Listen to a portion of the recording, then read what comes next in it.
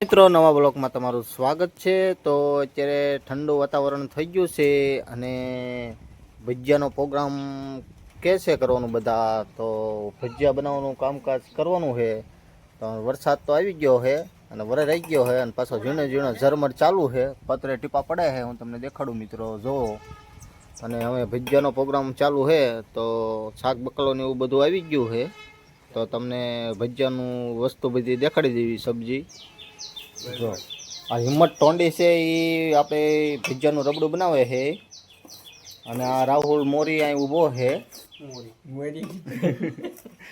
હું તો કઈ કહેવા માંગે છે કે તો કંઈક કે ભજીયા બનાવવા તાર ખાવાના છે ભજીયા? હા, ભજીયા ખાવાના।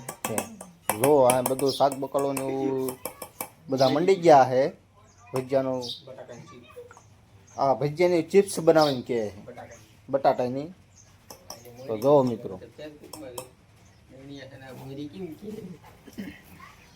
હાલો હવે બીજો થોડુંક રબડું તૈયાર થઈ જાય, ભજીયા બીજા બની જાય પછી નવું તમને દેખાડશું કઈ રીતે ભજીયા બનાવ્યા છે। સારા થયા મોડો થયા પછી આગળ ખબર પડે। ભજીયા બની ગયા છે જો, અને નાના નાના બાળકો ખાવા બેસી ગયા છે। લાઈવ ભજીયા ચાલુ છે, જો ભજીયા બની ગયા છે ચકડા જેવા। જો ત્યાં ચિપ્સના ભજીયા બનાવવાના ચાલુ છે।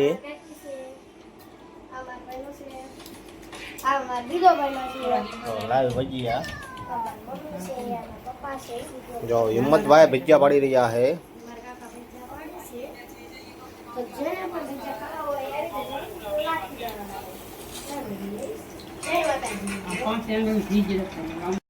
ભજીયા બની ગયા છે જો, અને નાના નાના બાળકો ખાવા બેસી ગયા છે।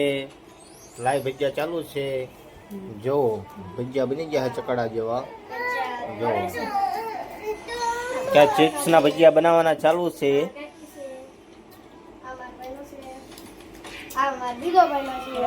લાઈવ ભજીયા જો હિંમતભાઈ ભજીયા પાડી રહ્યા છે।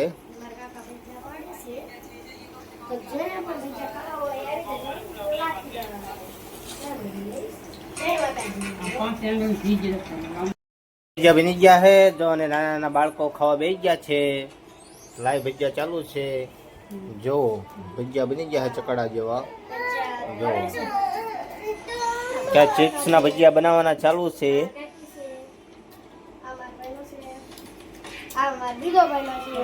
લાઈવ ભજીયા જો હિંમતભાઈ ભજીયા પાડી રહ્યા છે।